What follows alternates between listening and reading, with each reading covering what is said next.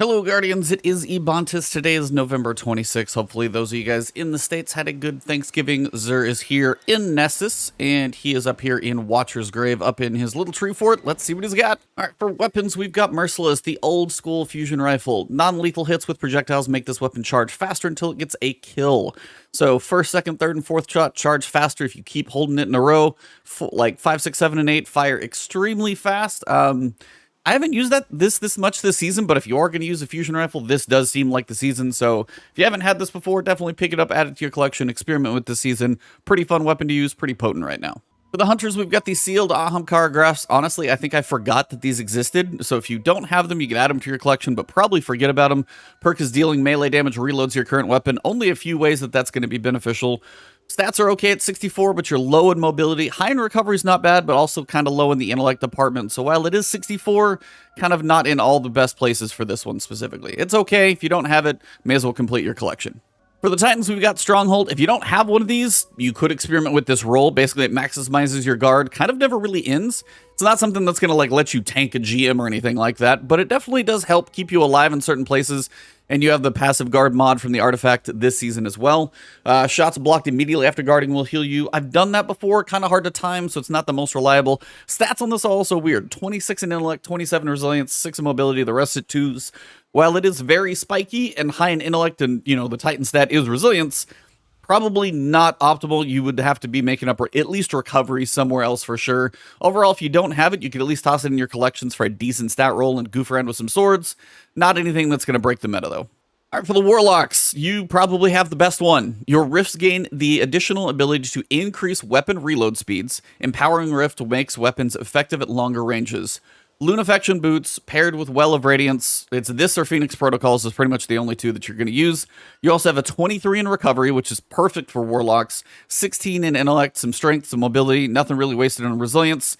Even though it's a 60, this roll is substantially better than the other two. So if you don't own a pair of Lunafaction boots, don't miss these. Even though they're 60, don't disregard them, as those two spikes in recovery and intellect are huge.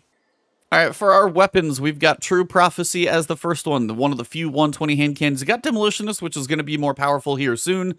Field Prep, not so much for me, but if you're, you know, one of the crouch sliders, it might be really good. Extended Mag on this one. You've got the Steady Hand, Fast Draw. It's okay, nothing amazing. Last Perdition, we've got Zen Moment, Firmly Planted. Some people do like the crouching metas here. You've got Tactical Mag, which is going to give you a little extra range. You've got a short scope, but you've got range masterwork. Not a bad one for some decency on a Void Pulse Rifle if you don't own one. For Arsenic Bite, I see Sneak Bow, and I just have to pass on it. If you like it, that's up to you, but it's just not a perk that does a lot for me. First in, Last Out has a solid combination of perks here. You've already got Hammer Forged Rifling. You've got some stability. If this was range, it could be a little better, but you've got Slide Shots. So you can actually get a little reload and boost to range and stability, paired with Opening Shot with accuracy and range. If you slide and take this into, like, you know, an encounter, you're going to be hitting some crazy shots. This, for a slug shotgun, is pretty solid. Don't miss this one if you like slugs. Hollow Words here is kind of mixed. You are losing a little bit with accelerated coils. Surrounded does take a little specific, you know, enemies in proximity to proc. Overall, not my favorite set of perks here. Steel Sybil, unfortunately, Assassins and Tireless Blade, not optimal perks really in either department, so you can probably skip this. Third Axiom, you do have range there. You've got also range right here. You've got surplus, so if you get handling, reload, and stability for your charged abilities, and unrelenting right now, giving you a little bit of that health. This is not a bad setup. It's going to be kind of a different playstyle than you might be used to, but you got bonuses to range, a little bit of handling here, also unrelenting, keeping you alive if you get one of those kills. Not a bad roll if you don't, again, have like an arc pulse rifle. Not a bad choice here, especially PvE. This might help keep you alive, or PvP for that matter. All right, for the Titan armor, we are in a weird set of stats here. Whole bunch of discipline if you're looking for a grenade build on these set of gauntlets. Chest, though, resilience, discipline, low recovery, not the greatest intellect.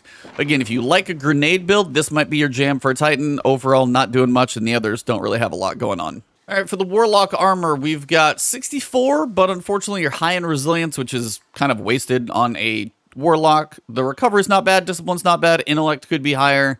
Again, you got a 58, kind of meh, 61, basically middle of the road with high strength, and then 60, again, with high resilience, wasted on a Warlock. Nothing really amazing here, even if you got some decent total stats. For the Hunters, you've got a mediocre set of gauntlets here, just because you've got decent recovery. Mobility, sadly, is low, but decent discipline, intellect, strength. not too much resilience is wasted. But everything else, you got crazy high resilience. You only got a 55 with high resilience. And even here, 15 resilience on a hunter. Most people don't need very high resilience. So overall, nothing too amazing in the armor categories for pretty much any of them. But you do have a great pair of Lunafaction boots. You've got a great slug shotgun here you do not want to miss. And then, again, 30 Axim is probably okay. Hollow Words is probably okay. Though, and then if you don't have a 120, you can at least get a feel for what they feel like. That pretty much does wrap up Xur. No podcast of Last Word this week, just we're off for the holidays. We will be back next week, though. Also, guys, if you are, a fan of Advanced.gg right now through Monday, if you guys want to check it out, you can use my code Ebontis for 35% off pretty much everything for the normal shakers and flavors. So definitely check it out. Code Ebontis. Link will be in the description below if you guys are looking to check that one out. But other than that, thank you guys. If you want to find me, it is Twitter at Ebontis, twitch.tv/Ebontis, but right here on YouTube. If you enjoyed the video, drop a like below, leave a comment if I may have missed a good roll here and you guys think there is a good one. If you guys want to subscribe to the channel, hit that alert bell. That'll help my videos make it to you. Nice way to support me. And if you do want to support me directly, which is always appreciated but never required, you can join the channel as a member for those emotes for comments and streams, or you can find my Patreon in the description as well. Have a good one. I'll see you soon.